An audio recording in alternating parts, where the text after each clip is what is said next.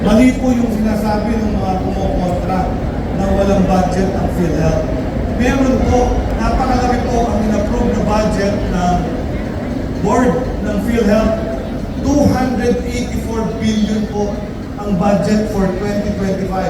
Ang nawala po ay government subsidy. Ang gastusin for that is like 271 billion sa operation expense, parang 12 billion sa benefits, 12 billion sa administrative, 271 sa benefits, 0.3 sa capital outlay.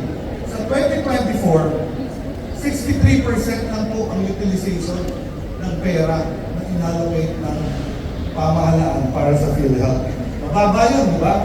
Kung sa atin, lagpak yun eh. 63%. Ibig sabihin nun, nagkaroon sila ng quote-unquote surplus of 150 billion. Ngayon kung ikaw, binibigyan ka ng baon ng nanay mo at hindi mo ginagastos at manghihingi ka pa ng pera na mas marami pa.